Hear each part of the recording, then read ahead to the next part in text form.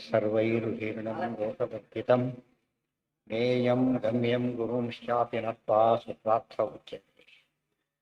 ॐ देवं नारायणं नत्वा सर्वदोषविवर्जितं परिपूर्णं गुरुंश्चाङ्गितार्थं वक्षामि लेशतः।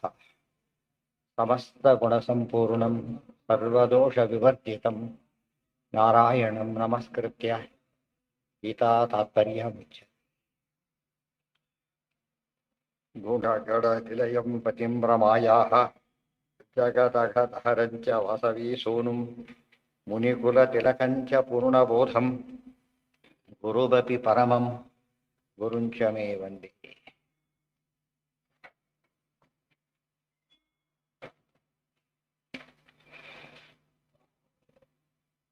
लक्ष्मीनारायणं नत्वा पूर्णबोधादिकान् गुरून् कुर्मः श्रीकृष्णगीतायाः भाष्याद्युक्तार्थसङ्ग्रहः। न कर्मणामनारम्भात् नैष्कर्म्यं पुरुषोऽश्नुते न च ಸನ್ಯಸನಾದೇವ ಸಿದ್ಧಿಂ ಸಮತಿ ಗಚ್ಚತಿ ಎಂದು ನೈಷ್ಕರ್ಮ್ಯ ಅಂತಕ್ಕಂಥದ್ದು ಕರ್ಮದ ಬಂಧನ ಇಲ್ಲದಿರುವಿಕೆ ಹೊರತು ಕರ್ಮ ಇಲ್ಲದಿರುವಿಕೆ ಅಂತ ಅರ್ಥ ಅಲ್ಲ. ಬರೀ ಸನ್ಯಾಸ ತಗೊಂಡು ಮಾತ್ರಕ್ಕೇನೆ ಸಿದ್ಧಿ ಬರೋದಿಲ್ಲ. ಸನ್ಯಾಸ ಅಂದರೆ ಕರ್ಮ ಸನ್ಯಾಸ ಅಂತ ಅರ್ಥ. ಕರ್ಮ ಸನ್ಯಾಸದಿಂದಾಗಿ ಎಂದೂ ಸಹ ಮುಕ್ತಿ ಸಿಗೋದಿಲ್ಲ. ಅದಕ್ಕೆ ಅನೇಕ ದೃಷ್ಟಾಂತ ಕೊಟ್ಟು ಕರ್ಮದಿಂದ ಮೋಕ್ಷ ಸಿಗೋದಿಲ್ಲ ಅನ್ನೋದಕ್ಕೆ ಯಾರು ಕರ್ಮ ಸಾಕಷ್ಟು ಮಾಡಿದ್ದೇವೆ ಇನ್ನೂ ಮೋಕ್ಷ ಸಿಕ್ಕಿಲ್ಲ ಅಂದರೆ ಕರ್ಮದಿಂದ ಮೋಕ್ಷ ಸಿಗೋದಿಲ್ಲ ಅಂತ ಅರ್ಥ. ಜ್ಞಾನದಿಂದನೇ ಮೋಕ್ಷ. ಕರ್ಮ ಬೆಳೀತಾ ಹೋಗುತ್ತೆ ಹೊರತು ಕಡಿಮೆ ಆಗೋದಿಲ್ಲ. ಜ್ಞಾನ ಬಂದಾಗ ಮಾತ್ರ ಅದೇನಾಗುತ್ತೆ, ನಾಶ ಆಗುತ್ತೆ. ದೊಡ್ಡ ಹತ್ತಿಯ ರಾಶಿ ಒಂಚೂರು ಬೆಂಕಿ ಧಕ್ಕಂತ ಹೊರದೋಗುತ್ತೆ. ಇಲ್ದ ಹೋದಿರೋದು ಹಾಗೆ ತಂಪಾಗ್ತಿರ್ತಾರೆ ಹೊರತು ಹೋಗೋದೇ ಇಲ್ಲ. ಯದಿ ಸಾಧಿ ಸ್ಯಾತ್ ಸಂಸಾರ ಪೂರ್ವಕರ್ಮಾಭಾವಾತ್ ಅತತ್ ಪ್ರಾಪ್ತಿ. ಯದಿ ಸಾಧಿ ಸ್ಯಾತ್ ಇದಾಗಬೇಕು. ಯದಿ ಸಾಧಿ ಸ್ಯಾತ್ ಸಂಸಾರ, ಸಂಸಾರ ಸಾಧಿಯಾಗಿದ್ದರೆ ಅಂದ್ರೇನು, ಆದಿಯನ್ನು ಹೊಂದಿದ್ರೆ, ಸಂಸಾರಕ್ಕೆ ಆದಿ ಅಂತ ಹೊಂದಿದ್ದಿದ್ರೆ ಪೂರ್ವಕರ್ಮಾಭಾವಾತ್ ಅತತ್ ಪ್ರಾಪ್ತಿ. ಹಿಂದಿನ ಕರ್ಮ ಇರ್ತಿರಲಿಲ್ಲ. ಒಂದು ಶುರುವಾಯಿತು, ಹಿಂದಿನ ಕರ್ಮ ಇಲ್ಲ. ಆದರೆ ಹಿಂದಿನ ಕರ್ಮನೇ ಅನಾದಿ ಕರ್ಮ ಇದೆ. ಮತ್ತೆ ಅನಾದಿ ಕರ್ಮ ಅಂತ ಹೇಳಿದ್ರೆ ಅನಂತ. ಬರೀ ಸುಮ್ಮನೆ ಕೂತಿದ್ರೆ ಸಾಕು, ಒಂದು ದಿವಸಕ್ಕೆ ಒಂದು ಕರ್ಮ ಆದರೂ ಅನಂತ ಆಗುತ್ತೆ.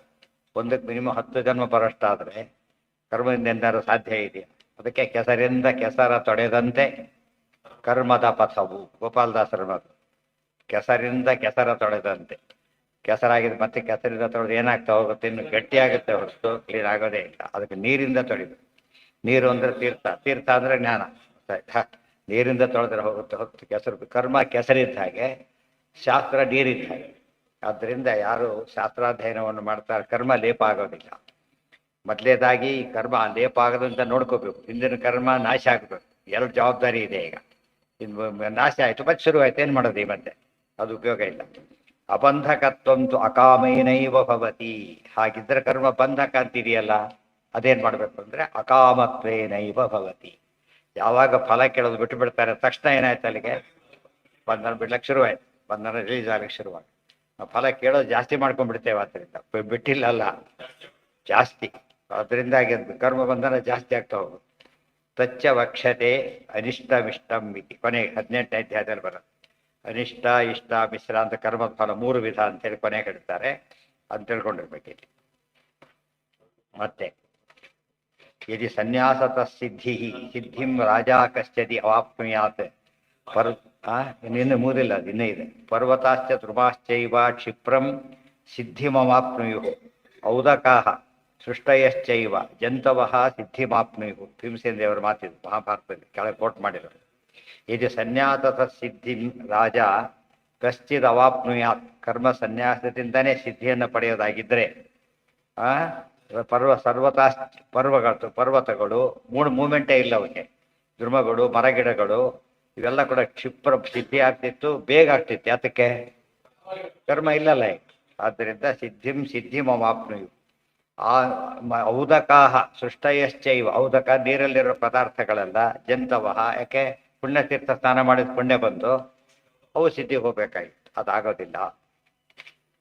ಇಲ್ಲಿ ಆಚಾರ್ಯರಾಗಿ ಭಾಷ್ಯ ಬರೀತಾರೆ, ಭೀಮಸೇನರಾಗಿ ಹೇಳಿದ್ದಾರೆ. ಸೊ ಅವರದೇ ಮಾತಿದ್ದ ಭಾಷ್ಯ ಇದ್ದಾಗ ಲೆಕ್ಕ. ನಿಷ್ಕಾಮಕರ್ಮ ನನು ನಿಷ್ಕಾಮಕರ್ಮಣ ಫಲಾಭಾವಾತ್ ಮೋಕ್ಷ ಸ್ಮೃತಃ ನನು ನಿಷ್ಕಾಮಂ ಜ್ಞಾನಪೂರ್ವಂತು ನಿವೃತ್ತಮಿತಿ ಚೋಚ್ಯತೆ ನಿವೃತ್ತಂ ಸೇವಮಾನಸ್ತು ಬ್ರಹ್ಮಾಭೇತಿ ಸನಾತನಂ ಇತಿ ಮಾನವೇ ಮಾನವ ಅಂದರೆ ಮನುಸ್ಮೃತಿ ಅತಃ ತತ್ ಸಭ್ಯಾತ್ ಅಕರಣೇಪಿ ಭವತಿ ಇತ್ಯತಃ ನಚೇತಿ. ಒಂದು ಪ್ರಶ್ನೆ, ನನು ನಿಷ್ಕಾಮಕರ್ಮಣ ಫಲಾಭಾವಾತ್ ಮೋಕ್ಷ ಸ್ಮೃತಃ. ನಿಷ್ಕಾಮ ಕರ್ಮಗಳಿಗೆ ಬೇರೆ ಫಲ ಕೇಳಿಲ್ಲ, ಆದ್ದರಿಂದ ಮೋಕ್ಷ ಅಂತಿದೆ. ಅದಕ್ಕೆ ಆಧಾರ ಇದೆ. ನಿಷ್ಕಾಮಂ ಜ್ಞಾನಪೂರ್ವಂತು ನಿವೃತ್ತ ಮಿತಿ ಚೋಚ್ಯತೆ. ನಿವೃತ್ತ ಕರ್ಮ ಪ್ರವೃತ್ತ ಕರ್ಮ ಅಂತ ಕರ್ಮ ಎರಡು ವಿಧ. ಪ್ರವೃತ್ತ ಕರ್ಮ ಅಂದರೆ ಫಲ ಪ್ರವೃತ್ತ, ಫಲಕ್ಕೋಸ್ಕರವಾಗಿ ಮಾಡಲ್ಪಟ್ಟಿದ್ದು ಅದು ಸಕಾಮ ಕರ್ಮ. ಇನ್ನೊಂದು ನಿವೃತ್ತ ಕರ್ಮ ಅಂದರೆ ಫಲ ನಿವೃತ್ತ, ಫಲಾಪೇಕ್ಷೆ ಇಲ್ಲದೆ ಮಾಡಿದ್ದು ನಿವೃತ್ತ ಕರ್ಮ. ಇದರಲ್ಲಿ ನಿವೃತ್ತಂ ಸೇವಮಾನಸ್ತು, ನಿವೃತ್ತ ಕರ್ಮವನ್ನು ಯಾರು ಆಚರಣೆ ಮಾಡ್ತಾರೆ ಅವರು ಸನಾತನಂ ಬ್ರಹ್ಮ ಅಭಿ, ದೇವರ ಹತ್ರ ಹೋಗ್ತಾನೆ, ಬೇರೆಯವರಿಗೆ ಅವಕಾಶ ಇಲ್ಲ ಅಂಥೇಳಿ. ಅತಃ ತತ್ ಸಾಮ್ಯಾತ್ ಅಕರಣೇಪಿ ಭವತಿ ಇತ್ಯತಃ. ಹೇಗೆ ನಿವೃತ್ತ ಕರ್ಮದಿಂದ ಫಲಾಪೇಕ್ಷೆ ಇಲ್ಲದೆ ಇರತಕ್ಕಂಥ ಕರ್ಮದಿಂದ ಮೋಕ್ಷ ಸಿಗೋದಾದರೆ ಕರ್ಮನೇ ಬಿಟ್ರೆ ಮೋಕ್ಷ ಸಿಗಬೇಕಲ್ಲ ಅಂತ ಪ್ರಶ್ನೆ ಬಂತು. ಅದು ಕೊಡ್ತಾರೆ, ಇಲ್ಲ ರಚಯಿತಿ. ಸನ್ಯಾಸ ಅಂದರೆ ಕರ್ಮ ಮಾಡಿ ಫಲ ಕೆಡದೇ ಇರೋದಕ್ಕಿಂತ ಕರ್ಮನೇ ಬಿಟ್ಬಿಟ್ರೆ ಇದು ವಾದ ಇದೆ. ಅದಕ್ಕೆ ನೋಡೋದಕ್ಕೆ ಏನು ಅನಿಸುತ್ತೆ, ಹೌದಲ್ಲ ಮಾಡಿ ಫಲ ಕೀಡೆ ರೌಡಗೊಟ್ಟೆ ಅದಕ್ಕೆ ಬೆಟರ್ ದ್ಯಾನ್ ಕ್ಯೂರ್. ಪ್ರಕ್ಷಾಲನಾಥಿ ಪಂಕಸ್ಯ ದೂರಾತ್ ಅಸ್ಪರ್ಶನಂ ವರ. ಹೆಸರು ತುಳಿದು ಆಮೇಲೆ ತೊಳ್ಕೊಳ್ಳೋದಕ್ಕಿಂತ ತುಳಿದೇ ಇರೋದೇ ಮೇಲು. ಪ್ರಿವೆನ್ಷನ್ ಬೇಡ, ಸರಿಯಾಗಿ ಇಂಗ್ಲೀಷ್ ಚೇಂಜ್ ಆಗಿದೆ. ಹಾಗೆ ಅದು ಮುಂದಿನ ಪ್ರಶ್ನೆ, ಅದು ಹೇಳ್ತಾನೆ. ಇತಿ ಸನ್ಯಾಸ ಕಾಮ್ಯಕರ್ಮ ಪರಿತ್ಯಾಗ ಅತಃ ತತ್ ಸಾಮ್ಯಾತ್ ಅಕರಣೇಪಿ ಭವತಿ ಇತ್ಯತಃ ನಚೇತಿ. ಅದಕ್ಕೆ ಹೇಳ್ತಾರೆ, ಇಲ್ಲ. ನಚ ಸನ್ಯಾಸನಾದೇವ ಸಿದ್ಧಿಂ ಸಮಧಿಗತಿಗೆ ಸಾಧ್ಯ ಇಲ್ಲ. ಕಾಮ್ಯಕರ್ಮ ಪರಿತ್ಯಾಗ, ಕಾಮ್ಯಕರ್ಮ ಪರಿತ್ಯಾಗವನ್ನು ಸನ್ಯಾಸ ಯಾವುದಕ್ಕೆ ಮಾಡಬೇಕು, ಫಲ ಯಾವುದಕ್ಕೆ ಹೇಳಿದ್ದಾರೆ ಅದನ್ನು ಬಿಡಬೇಕು ಅಷ್ಟೇ ಹೊರತು ಫಲ ಹೇಳಿದ್ರದೇ ಬಿಡಬಾರ್ದು. ಯಾಕೆ, ಮೋಕ್ಷನೇ ಫಲ ಆದ್ರಿಂದ.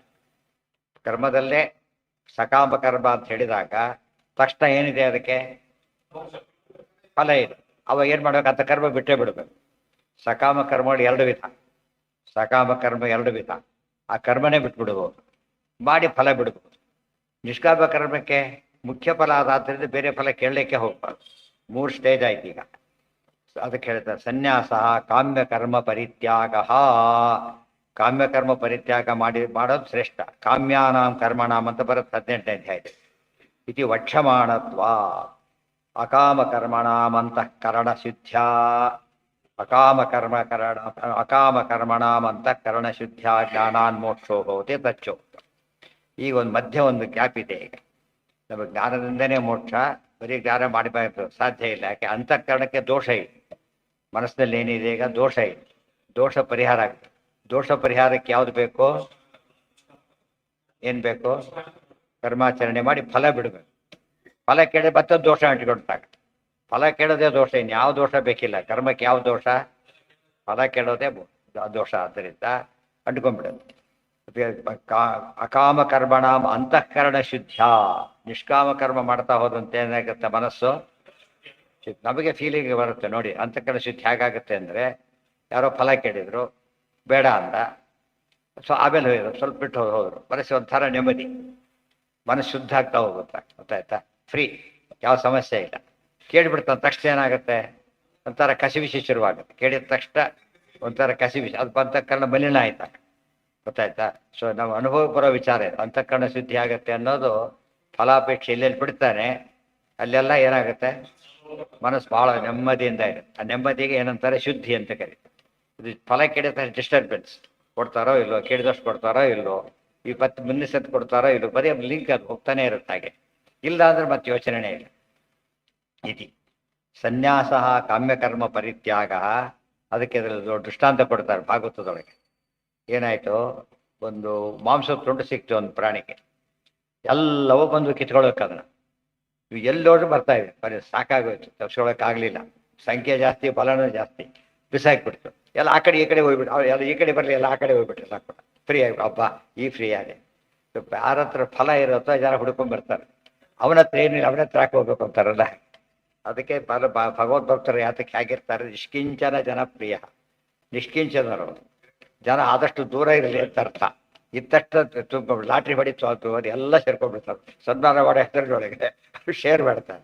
ಅದು ಮನುಷ್ಯನ ಪದ್ಧತಿ. ಅದಕ್ಕೇನು ಮಾಡ್ತಾರೆ, ಅದೇ ಬಿಟ್ಬಿಟ್ರೆ ಏನೂ ಇಲ್ಲ. ಅವ್ರ ಹತ್ರ ಯಾಕೆ ಹೋಗ್ಬೇಕು? ಸುಖವಾಯ್ತು. ದ್ರೋಣಾಚಾರ್ಯರು 700 ವರ್ಷ ಸುಖವಾಗಿದ್ರು, ಅಪ್ರತಿಗೆ ವ್ರತ ಮಾಡಿಕೊಂಡು.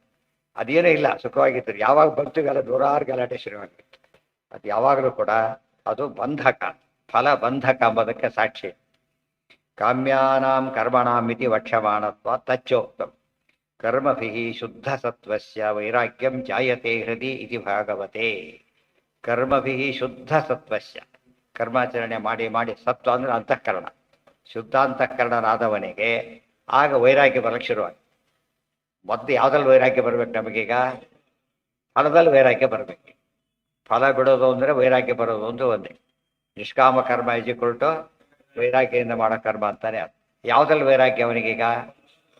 ಕರ್ಮದಲ್ಲಿ ವೈರಾಗ್ಯ ಇರಬಾರದು, ಕರ್ಮ ಫಲದಲ್ಲಿ ವೈರಾಗ್ಯ ಇರು. ಭಾರಿ ವಿರಕ್ತರು ದೊಡ್ಡವರು ಯಾವಾಗ ಕರೀತಾರೆ? ಕೆಲಸ ಮಾಡಿ ಫಲ ಬಿಟ್ಟೆ, ಕೆಲಸನೇ ಬಿಟ್ಟರೆ ಯಾವನ ದಡ್ಡ ಅಂದ್ಬಿಡ್ತಾರೆ. ಏನು ಮಾಡಿದ್ದಾರೆ ನಮಗೆ ಅಂತ ಕೇಳ್ತಾರೆ. ಎಲ್ಲ ಮಾಡಿದ್ದಾರೆ, ಏನು ಕೇಳೇ ಇಲ್ಲ. ಅದು ಗುಣ ಇದೆ. ಆದ್ದರಿಂದ ಅದು ಮನಸ್ಸು ಶುದ್ಧವಾಗ್ತಾ ಹೋಗುತ್ತೆ. ಕರ್ಮಭಿಃ ಶುದ್ಧ ಸತ್ವಸ್ಯ ವೈರಾಗ್ಯಂ ಜಾಯತೆ ಹೃದಿ. ಹೃದಯ ಮನಸ್ಸು, ಮನಸ್ಸಿನಲ್ಲಿ ವೈರಾಗ್ಯ ಹೊಟ್ಟೆ ಶುರುವಾಗುತ್ತೆ. ಫಲ ಬಿಡೋ ಅಭ್ಯಾಸ ಸರಿಯ ವೈರಾಗ್ಯಕ್ಕೆ ಭಾಳ ಹತ್ತಿರ ಆಗ್ತಾರೆ ಮನುಷ್ಯ. ಅದಕ್ಕೆ ರಾಯರು ಏನು ಮಾಡಿದರು? ಫಲ ಕೇಳಕ್ಕೆ ಹೋಗಲಿಲ್ಲ. ಇಷ್ಟು ಗಂಧ ತೆಗೆದ್ರು, ಏನು ಹೇಳಿದೆ, ಮಾತೇ ಇಲ್ಲ. ಆ ರೀತಿ ಬಿಟ್ಟಿದ್ದಕ್ಕೆ ಇಮ್ಮಿಡಿಯೇಟ್ ಫಲ. 4 ವರ್ಷ ಆ ರೀತಿ ಮಾಡಿದ್ರ ಫಲ ಎಷ್ಟು ವರ್ಷಕ್ಕೆ ಜನ ನೋಡ್ತಾ ಇದ್ದಾರೆ, ಕಲಿಯೋದಿಲ್ಲ. ಇದು ಸಮಸ್ಯೆ. ರಾಯರು ದೊಡ್ಡವರಾಗಿದ್ದು ಫಲ ಕೇಳಿಯಲ್ಲ, ಫಲ ಬಿಟ್ಟು. ಯಾರ್ಯಾರು ದೊಡ್ಡವರಾಗಿದ್ದಾರೆ ಎಲ್ಲ ಕೂಡ ಫಲ ಬಿಟ್ಟೆ ದೊಡ್ಡವರಾಗಿ. ಅದು ಅರ್ಥ ಮಾಡಿಕೊಂಡ್ರೆ ಇದು ಸುಲಭವಾಗಿರ್ತೀರಿ. ಕರ್ಮ ಬಿಡ್ಲಕ್ಕೆ ಬರುತ್ತಾ ಅಂದರೆ ಜ್ಞಾನಿಗಳು ದೃಷ್ಟಾಂತ ಕೊಡ್ತಾರೆ. ನೋಡಿ, ಬಿಡ್ಲಕ್ಕೆ ಬಂತಲ್ಲ ಅವರಿಗೆ. ನಮಗೇನೋ ಒಂದು ಎಲ್ಲೋ ಸಿನಿಮಾ ಸಿಕ್ಕಾಪಟ್ಟೆ ಊಟ ಮಾಡಿದ್ದಾನೆ, ಗೊತ್ತಾಯ್ತಿಲ್ಲ. ಯಾರು ಮತ್ತೆ ಹೆಲ್ಪ್ ಹಾಕಿರ್ತಾರೆ. ಅದನ್ನಾರು ಬಿಡ್ಬೋದು, ಕೊನೆ ಪಕ್ಷ ಬಿಡೋದಿಲ್ಲ. ಒಂದು ದಿವಸ ಬಿಡುತ್ತೆ, ದಿವ್ಸಕ್ಕೆ ಒಂದೊಂದು ತುತ್ತು ಕಡಿಮೆ ಮಾಡಿ. ತಿಂಗಳಿಗೆ ಎಷ್ಟು ಬಿಟ್ಟಾಗಾಯ್ತು ಅವನೀಗ? ಎಷ್ಟು ಬಿಟ್ಟಾಗಾಯ್ತು ತಿಂಗಳಿಗೆ? ಅಷ್ಟೇನಾಯ್ತು? ಆರೋಗ್ಯ ಸುಧಾರಿಸುತ್ತಾ ಇಲ್ಲ. ಆಗ ಏನೂ ಇಲ್ಲದ ಕಾಲಕ್ಕೆ ರಾಯರು ಬಿಟ್ಟರು. ಏನೂ ಇಲ್ಲ ಅಂದರೆ ಏನೂ ಇಲ್ಲ, ನಿಲ್ಲು ಮನೆಯಲ್ಲಿ ಏನೇನೇನೂ ಇಲ್ಲ. ಆ ಕಾಲಕ್ಕೆ ಕೇಳಲಿಲ್ಲ ಅಂದರೆ ಇಷ್ಟೆಲ್ಲ ಇದ್ದು ಮತ್ತೆ ಕೇಳೋದು, ಬೈಕೋತಾ ಹೋಗೋದು. ಇನ್ನೊಂದ್ಸರಿ ಸಾಕಲಿಲ್ಲ ಅಂತೇಳಿ, ಗೊತ್ತಾಯ್ತಾ? ಇನ್ನೊಂದ್ಸರಿ ಚೆನ್ನಾಗಿತ್ತು, ಇನ್ನೊಂದ್ಸರಿ ಸಾಕಲೇ ಇಲ್ಲ. ಅಲ್ಲಿ ಕೇಳಿ ನಮ್ಮನ್ನು ಕೇಳಲೇ ಇಲ್ಲ. ನೂರಾರು ಯೋಚನೆಗಳು. ಅಲ್ಲಾರು ವೈರಾಗ್ಯ ತಡಿಬೋದು ಕಡೆ ಪಕ್ಷ. ದಾಸ ಕೈ ಮೀರಿ ಹೋದದ್ದೇ ಕೃಷ್ಣಾರ್ಪಣ. ತಾನಂತೂ ಕೊಡಲಿಲ್ಲ. ಅಂಗಡಿ ಹೋಗಿದ್ದ, ಮಿಲ್ಲಿಗೆ ಹೋಗಿದ್ದ, ಹಿಟ್ಟು ಮಾಡಿಸ್ಕೊಂಬರ್ಲಿಕ್ಕೆ. ಜೋರಾಗಿ ಗಾಡಿ ಬಂತು, ಹಿಟ್ಟು ಹಾರಿ ಹೋಗೋದು. ಅದು ವಾಪಸ್ ತೊಗೊಳ್ಳೋ ಚಾನ್ಸ್ ಇದೆಯಾ? ಇಲ್ಲೇ ಇಲ್ಲ, ಇಂಪಾಸಿಬಲ್. ಅವು ಏನು ಮಾಡಿ ಈಗಲಾರು ಕೃಷ್ಣಾರ್ಪಣ ಕೊನೆ ಪಕ್ಷ ಇದ್ದಾಗ ಅದಾಗಿ ಹೋಯ್ತಲ್ಲ, ಅವಾಗಲಾರು ಏನು ಅನ್ಬೋದು? ಕೃಷ್ಣಾರ್ಪಣ. ಅದು ಅಭಾವ ವೈರಾಗ್ಯ. ಬಟ್ ಅದನ್ನಾರು ಪ್ರಾಕ್ಟೀಸ್ ಮಾಡಿ ಕೊನೆ ಪಕ್ಷ. ಅಭಾವ ವೈರಾಗ್ಯ, ಅಭಾವ ಏನಿದೆ ಅದ್ರ ಬಗ್ಗೆ ಇನ್ನೂ ಜಾಸ್ತಿ ಆಸಕ್ತಿ. ಗ್ಯಾರಂಟಿ ಸಿಗೋದಿಲ್ಲ ಅಂತ ಗೊತ್ತು, ಮತ್ತೆ ಟ್ರೈ ಮಾಡೋದು. ಇದೆಲ್ಲ ಯೋಚನೆ ಮಾಡಿ. ಸಿಕ್ಕರೆ ಪ್ರಯತ್ನ ಪಟ್ಟರೆ ಸಿಗೋದಕ್ಕೂ ಪ್ರಯತ್ನ ಪಡಬೇಡಿ ಅಂತ ಹೇಳ್ತಾರೆ. ಸಿಗದೇ ಇರೋದಕ್ಕೆ ಪ್ರಯತ್ನ ಪಟ್ಟರೆ, ಮೊದಲು ಸಿಗದೇ ಇರೋದಕ್ಕೆ ಪ್ರಯತ್ನ ಪಡೋದನ್ನು ಬಿಟ್ಟು ಆಮೇಲೆ ಸಿಗ್ಬೋದು ಅಂತ ಬಿಡ್ಲಿಕ್ಕೆ ಶುರು ಮಾಡಿದರೆ ಸರಿ ಹೋಗುತ್ತೆ. ದಾಸರ ಇದದು ಸಾಧನೆಗೆ ಬಗೆಗಾಣೆ ನೆನ್ನಬಹುದೇ ಅಂತಂದ್ರೆ ವಿಜಯದಾಸರ ಮಾತು. ಕೈ ಮೀರಿ ಹೋದಂತೆ ಕೃಷ್ಣಾರ್ಪಣ, ಮೈ ಮರೆತು ಮಲಗುವುದೇ ಮಹಿತೆಗೆ ನಮಸ್ಕಾರ. ನಮಸ್ಕಾರ ಮಾಡಕ್ಕಂತೂ ಬರಲಿಲ್ಲ, ಮಲಗ್ತೀಯಲ್ಲಪ್ಪ ದೇವ್ರ ಜಲದಿಂದ ದೇವ್ರ ಕಾಲು ಅಂತ ತೊಳ್ಕೊಂಡು ಮಲ್ಕೊಂಡ್ಬಿಡು. ಬೆಳಗಾಗವರಿಗೆ ಏನು ಮಾಡಿದಾಗ ದೊಡ್ಡ ನಮಸ್ಕಾರ ಮಾಡಿದಾಗ ಆಗಲಿಲ್ಲ. ದೊಡ್ಡ ನಮಸ್ಕಾರ ಮಾಡಿದ ಪುಣ್ಯ ಬರುತ್ತೆ. ನಡೆದಾಡುವುದೆಲ್ಲ ತೀರ್ಥಯಾತ್ರೆ. ಯಾಕೆ? ಎಲ್ಲ ಕಡೆ ದೇವರಿದ್ದಾಗ ಇಲ್ಲಿಂದ ಅಲ್ಲಿಗೆ ಹೋದ, ದೇವ್ರ ಹತ್ರ ಹೋದಾಗ ಆಗಲಿಲ್ಲ. ಎಲ್ಲ ಮನೆಗೆ ಹೋದ, ಮನೆಗೆ ಅಂತ ಇರಬಾರ್ದು. ಮನೇಲಿ ದೇವ್ರಿದ್ದಾರೆ, ಅಲ್ಲಿಗೆ ಹೋಗ್ತೀನಿ ಅಂತ ಹೇಳಿದರೆ ಏನಾಯ್ತದು? ಮತ್ತೆ ಅದು ತೀರ್ಥಯಾತ್ರೆ. ನೋಡೋದು ತಮಾಷೆ ಕಾಣುತ್ತೆ, ಆ್ಯಕ್ಚುಲಿ ಫ್ಯಾಕ್ಟ್ ಅದಲ್ಲ, ದೊಡ್ಡ ಫ್ಯಾಕ್ಟ್. ಈ ದೃಷ್ಟಿಯಲ್ಲಿ ಕರ್ಮಭಿಃ ಶುದ್ಧ ಸತ್ವಸ್ಯ ವೈರಾಗ್ಯಂ ಜಾಯತೆ ಹೃದಿ ಇತಿ ಭಾಗವತೆ. ಇನ್ನೂ ದೊಡ್ಡದು. ಯಾರೋ ಪಕ್ಕದಲ್ಲಿ ಇರಲಿಲ್ಲ, ಇವನು ಬೇಡ ಅಂತ ಅವನಿಗೆ ಹಾಕಿದ್ರು. ಖುಷಿ, ಅಯ್ಯೋ ಅವನಿಗೆ ಹಾಕಿಬಿಟ್ರಲ್ಲ ಅನ್ಕೋಬಾರ್ದು. ಇಷ್ಟಾಗ ಈಗ ನಮ್ಮ ಮನೆದಂತೂ ತಂದು ಕೊಡಲಿಲ್ಲ, ಹಾಗೆ ಬಿಟ್ಟೆ ಅವನಿಗೆ ಹಾಕಿದ್ರು. ಆ ಪುಣ್ಯ ಬಂತ ಇಲ್ಲ? ಇಲ್ಲಿ ಆ್ಯಕ್ಚುಲಿ ವಸ್ತು ಮಿಸ್ ಆಯಿತು, ಪುಣ್ಯ ಬಂತು. ಫಲ ಮಿಸ್ ಆಗುತ್ತೆ, ಪುಣ್ಯ ಆ ಜಾಗದಲ್ಲಿ ಪುಣ್ಯ ಸೇರ್ತದೆ. ಇವತ್ತಿನ ಪುಣ್ಯ ಯಾಕೆ ಪುಣ್ಯಕ್ಕೆ ಜಾಗ ಇಲ್ಲ ಬರಲಿಕ್ಕೆ. ಪುಣ್ಯಕ್ಕೆ ಜಾಗ ಒಬ್ಬರು ಖಾಲಿ ಮಾಡಿದ್ರೆ ಬಿಡ್ತಾರೆ. ಅದಕ್ಕೆ ಅದರ ತಗೊಂಡು ಬೆರೀತಾರದು. ಯಾರ ಮನೆಯಿಂದ ಬೆಣ್ಣೆಕಾಯಿ ತಿಂದ ಕೃಷ್ಣ, ಆ ಜಾಗದಲ್ಲಿ ಪುಣ್ಯ ಇಡ್ತಿದ್ದ. ತಗೋತಿದ್ದ ಬೆಣ್ಣೆ, ಇಡ್ತಿದ್ದ ಪುಣ್ಯ. ಗೊತ್ತಾಯ್ತಾ? ಯಾರು ಸಿಟ್ಟು ಮಾಡ್ಕೊತಿದ್ದಿಲ್ಲ ಅವ್ರಿಗೆಲ್ಲ ಪುಣ್ಯ ಬರ್ತಿತ್ತು. ಯಾರು ಕೃಷ್ಣ ಚಾಡಿ ಹೇಳಕ್ಕೆ ಬರ್ತಾರೆ ಅವ್ರಿಗೇನಾಗ್ತಿತ್ತು? ಪುಣ್ಯ ಕಳ್ಕೊತಿದ್ರು. ಯಾಕೆ? ಜಾಗ ಬೇಕಲ್ಲ. ಆ ಜಾಗಕ್ಕೋಸ್ಕರ ನಾವು ತ್ಯಾಗ ಮಾಡೋದ್ರಿಂದ ವೈರಾಗ್ಯ ಅಂಬೋದು ಯಾವುದಕ್ಕೆ ಜಾಗ ಮಾಡಿಕೊಡುತ್ತೆ? ಪುಣ್ಯಕ್ಕೆ ಜಾಗ ಮಾಡಿಕೊಡುತ್ತೆ. ವೈರಾಗ್ಯ ಇಲ್ಲದೆ ಹೋದರೆ ಪುಣ್ಯ ಬರ್ಲಿಕ್ಕೆ ಜಾಗನೇ ಇಲ್ಲ ಆದ್ದರಿಂದ ಬರೀ ಪಾಪ ಬರ್ಲಿಕ್ಕೆ ಶುರುವಾಗುತ್ತೆ. ಪಾಪಕ್ಕೆ ಬೇರೆ ಜಾಗ ಬೇಕಾಗಿಲ್ಲ, ಏನೋ ಅದು ಜೊತೆಗೆ ಬರೋದು, ಫಲನೇ ಪಾಪ ಆದ್ದರಿಂದ ಬೇರೆ ಬರೋದಿಲ್ಲ. ಯಶೋಧನ ಕಟ್ಲಕ್ಕೆ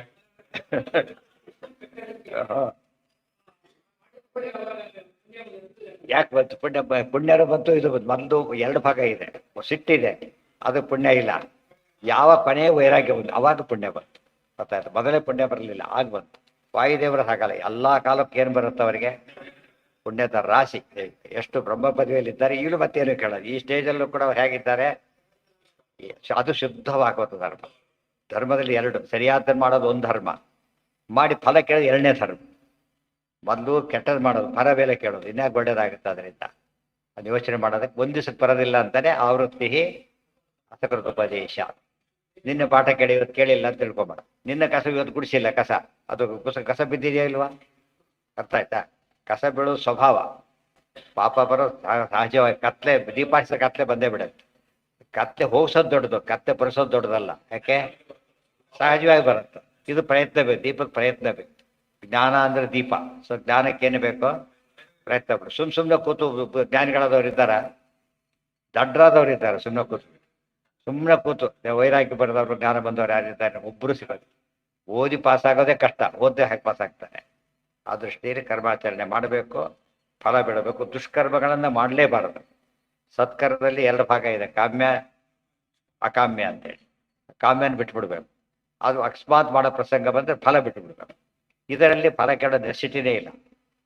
ನಿಷ್ಕಾಮ ಕರ್ಮಕ್ಕೆ ಏನಿದೆ? ಬೇರೆ ಫಲ ಇಲ್ಲ, ಅದಕ್ಕೆ ಮೋಕ್ಷನೇ ಫಲ. ಆದ್ರಿಂದ ಅದನ್ನು ಮಾಡಬೇಕು, ಫಲ ಕೇಳಬಾರ್ದು.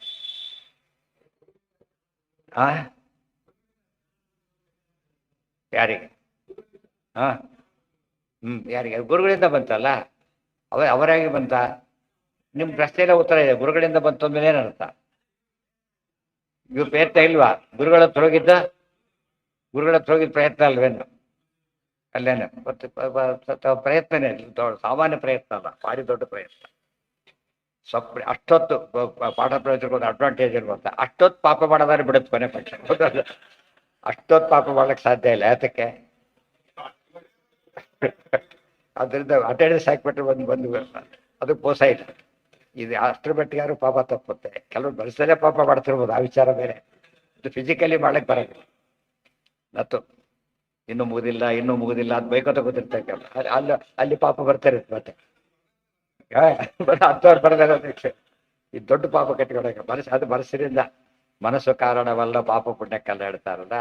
ಮನೇವ ಮನುಷ್ಯಾಣಂ ಕಾರಣಂ ಬದ್ಧ ಮೋಕ್ಷಯೋ ನತು ಫಲಾಭಾವ.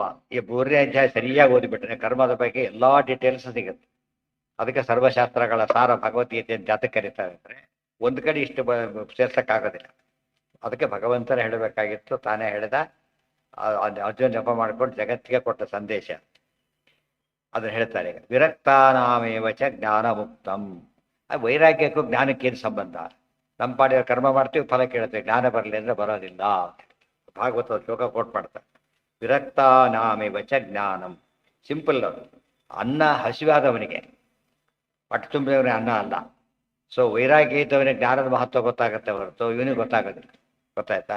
ವೈರಾಗ್ಯ ಇರಬೇಕಾದ್ರೆ ಎಲ್ಲ ಬಡಿಸಿದ್ದಾರೆ, ಬಂಗಾರ ತಟ್ಟೆಲಿ ಬಡಿಸಿದ್ದಾರೆ. ಒಂದು ಅಗಳು ತಿಂತಕ್ಕಾಗ್ತಾ ಇಲ್ಲ, ಹೊಟ್ಟೆ ಹಸಿವೆ ಇಲ್ಲ. ಅವನಿಗೆ ತುಂಬಿ ಹೋಗಿದೆ ಅಥವಾ ಹಸಿವೆ ಬರ್ತಾ ಇಲ್ಲ, ಮನಸ್ಸು ಕೆಟ್ಟೋಗ್ಬಿಟ್ಟಿದ್ರು, ವಾಯು ರುಚಿ ಇಲ್ಲ, ತಿನ್ನಕ್ಕಾಗೋದಿಲ್ಲ.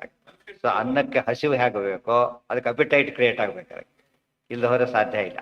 ಅದೇ ರೀತಿಯೇ ಜ್ಞಾನಕ್ಕೆ ಅಪಿಟೈಟ್ ಬರಬೇಕು. ಅಪಿಟೈಟ್ಗೋಸ್ಕರ ಇವೆಲ್ಲ ಮನಸ್ಸು ಶುದ್ಧಿ ಆಗ್ಬೇಕು.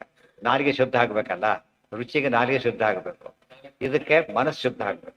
ಮನಃಶುದ್ಧಿ ಇಲ್ಲದ ಬಗೆ ಮಂತ್ರದ ಫಲವೇನು? ಗೊತ್ತಾಯ್ತಾ? ತನುಶುದ್ಧಿ ಇಲ್ಲದ ಬಗೆ ತೀರ್ಥದ ಫಲವೇನು ಅಂಥೇಳಿ ಉಗಾಭೋಗ ಹೇಳ್ತಾರೆ. ಇದು ದಾಸ್ತಾಯಿತದ ವೈಶಿಷ್ಟ್ಯ ಅಂದರೆ ಇವನ್ನೆಲ್ಲ ಕನ್ನಡದಲ್ಲಿ ಸುಲಭವಾಗಿ ತಿಳಿಯೋ ಹಾಗೆ ಸಿಂಪಲ್ ಆಗಿ ಹೇಳಿದ್ರಿಂದ ಭಾಳ ಪಾಪ್ಯುಲರ್ ಆಯಿತು. ನತಶ್ಚ ತತ್ವಗ್ರಹಣಾಯ ಸಾಕ್ಷಾತ್ ವರೀಯಸೀರಪಿ ವಾಚಸ್ಸಮಾಸನ್ ಸ್ವಪ್ನೇ ನಿರುಕ್ತ್ಯ ಗೃಹಮೇಧ ಸೌಖ್ಯಂ ನಯಸ್ಯ ಹೇಯಾನುಮಿತಂ ಸ್ವಯಂ ಸ್ಯಾತ್. ನತಸ್ಯ ತತ್ವಗ್ರಹಣಾಯ ಸಾಕ್ಷಾತ್. ಇದು ಎಲ್ಲಿ ಗೊತ್ತಾ? ಇದು ಹಿಂದೆ ಕಾಂಟೆಕ್ಸ್ಟ್ ಗೊತ್ತಿರಬೇಕು. ಗೃಹಗಣ ರಾಜ ಭರತನ ಸಂವಾದದಲ್ಲಿ ಬರೋ ಮಾತಿದೆ. ಇವೆಲ್ಲ ಹೇಳಿದಾಗ ಆತ ಹೇಳ್ತಾನೆ, ನಾ ಎಷ್ಟೊಂದು ಓದಿದ್ದೀನಿ, ನನಗಾಗ ಗೊತ್ತಾಗಿಲ್ಲ ಅಂತ ಕೇಳಿದ. ಇದೆಲ್ಲ ಹೇಳಿದಾಗ ನಾನು ಎಷ್ಟೊಂದು ಓದಿದ್ದೀನಲ್ಲ ಯಾತಕ್ಕೆ ಗೊತ್ತಾಗ್ಲಿಲ್ಲ ಅಂದ್ರೆ ಅದು ಪುತ್ರ ಇದೆ ನತಶ್ಚ ತತ್ವ ಗ್ರಹಣಾಯ ಸಾಕ್ಷ. ಬರೀ ಓದಿದ್ರೆ ಜ್ಞಾನ ಬರೋದಿಲ್ಲ. ಏನಿರ್ಬೇಕು ಅದಕ್ಕೆ? ವೈರಾಗ್ಯ ಇದ್ದು ಓದ್ಬೇಕು, ಅವಾಗ ಜ್ಞಾನ ಬೇಕು. ಅನ್ನದ ಮಹತ್ವ ರುಚಿ ಗೊತ್ತಾಗ್ಬೇಕಾದ್ರೆ ಹಸಿವಾಗಿರ್ಬೇಕು. ಹಾಗೆ ವೈರಾಗ್ಯ ಇಲ್ಲದವನಿಗೆ ಜ್ಞಾನದ ಮಹತ್ವ ಗೊತ್ತಾಗೋದಿಲ್ಲ. ಅದು ಕಮರ್ಷಿಯಲ್ ಪಾಂಡಿತ್ಯ ಆಗುತ್ತೆ ಹೊರತು ಉದ್ಧಾರಕ್ಕೆ ಕಾರಣ ಆಗುತ್ತೆ. ಆ ಆ? ಶಮದಾವಧಿ ಸಂಪತ್ತಿ ಅಂದ್ರೆ ಅದೇನು? ಸಾಕ್ಷಾತ್ ವರೀಯ ಸೀರಿ ಆಚಾರ ಅಲ್ಲಿ ಇದರಲ್ಲಿ ಬರೆದಿಲ್ಲ, ಅಲ್ಲಿ ಭಾಗವತ ತಾತ್ಪರ್ಯದಲ್ಲಿ ಬರೀತಾರೆ ಆ ಶ್ಲೋಕಕ್ಕೆ. ವರೀಯ ಸೀರಪಿ ವಾಚ ಅಂದ್ರೆ ವೇದವಾಕ್ಯಗಳನ್ನೇ ಓದಿದ್ರು ಕೂಡ ವೇದವಾಕ್ಯ ಏನವು ಆದ್ರೆ ನಿರ್ದೋಷ. ವಾಕ್ಯದಲ್ಲಿ ದೋಷ ಇಲ್ಲ, ನಮಗೆ ಅರ್ಥ ಆಗೋದಿಲ್ಲ. ಯಾತಕ್ಕೆ? ನಮ್ಮಲ್ಲಿ ದೋಷ ಇದೆ. ಅಲ್ಲಿ ಕೆಲಸ ವಾಕ್ಯದಲ್ಲೇ ದೋಷ ಇರೋದು, ಅದು ಬೇರೆ. ಅದ್ರ ವೇದವಾಕ್ಯಗಳು ನಿರ್ದೋಷ ವಾಕ್ಯಗಳು, ಅವನ್ನ ಓದಿದ್ರೆ ಯಾಕೆ ನಮ್ಗೆ ಅರ್ಥ ಆಗ್ತಾ ಇಲ್ಲ ಅಂತ ಕೇಳಿದ್ರೆ ಒಳ್ಳೆ ಹಾಲೆ ನಮ್ಮ ಪಾತ್ರೆ ಸರಿ ಇಲ್ಲ, ಪಾತ್ರೆ ಸರಿ ಇಲ್ಲ, ಹುಳಿ ಕೆಟ್ಟೋಗ್ತದೆ. ಆ ಥರ ಆಗಿದೆ. ಅಥೋನ ಕರ್ಮತ್ಯಾಗ ಏವ ಸ್ವಪ್ನೇ ನಿರುಕ್ತ್ಯ. ಅಲ್ಲ, ವೈರಾಗ್ಯ ಹೇಗೆ ಬರ್ಬೇಕು ನಮಗೆ ಅಂದ್ರೆ ದೃಷ್ಟಾಂತ ಕೊಡ್ತಾರೆ. ಸ್ವಪ್ನೇ ನಿರುಕ್ತ್ಯ, ಕನಸಲ್ಲಿರೋರ ಸಂಪತ್ತು ತಿರುಕನ ಕನಸು ಕೇಳಿದ್ದೇವಲ್ಲ, ಒಂದು ಸಂಪತ್ತ ಅದು ಅಲ್ಲ. ಇದು ಹಾಗೇನೆ, ಅದು ಎಚ್ಚರ ತಕ್ಷಣ ಹೋಯ್ತು, ಇದು ಸತ್ತ ತಕ್ಷಣ ಹೋಗುತ್ತೆ ಅಷ್ಟೇ ಹೊರತು ಇದು ಕೂಡ ಏನು ಟೆಂಪರರಿನೇ. ಅದು ಟೆಂಪರರಿ, ಇದು ಟೆಂಪರರಿ. ಆ ಸಾಮ್ಯ ತಿಳ್ಕೊಬೇಕಾಗ ಹೇಯ ಆ ದೃಷ್ಟಾಂತ ತಿಳ್ಕೊಂಡ್ಬಿಟ್ರೆ ಆಗ ಸ್ವಪ್ನ ದೃಷ್ಟಾಂತ ಆಗ ಗೊತ್ತಾಯ್ತು. ಎಲ್ಲಿ ಸ್ವಪ್ನ ದೃಷ್ಟಾಂತ ಸಂಸಾರಕ್ಕೆ ಯಾತಕ್ಕೆ ಕೊಟ್ಟರು ಅಂದ್ರೆ ಇವರೇನು ತಿಳ್ಕೊಂಡ್ರು, ಅದ್ವೈತಗಳು ಏನಂತ ಅರ್ಥ ಮಾಡಿದ್ರು, ಸ್ವಪ್ನ ಸುಳ್ಳು ಅದು ಸುಳ್ಳು ಅಂತೇಳಿ. ಅಲ್ಲ, ಸ್ವಪ್ನದ ಅನಿತ್ಯ ಹೇಗೋ ಇದು ಕೂಡ ಅನಿತ್ಯವಾದ್ದರಿಂದ ಇದನ್ನು ಶಾಶ್ವತ ಅಂತ ತಿಳ್ಕೊಳ್ಳೋಕೆ ಹೋಗಬೇಡ. ಸೊ ಶಾಶ್ವತ ಬೇರೆ ಇದೆ, ಅದು ಯಾವುದೋ ಅಂತ ತಿಳ್ಕೊಂಡು ಅದಕ್ಕೆ ಪ್ರಯತ್ನ ಪಡಬೇಕೆ ಹೊರತು ಇದು ಪ್ರಯತ್ನ ಕೊಡೋದು ಅಂತ ಹೇಳಿ.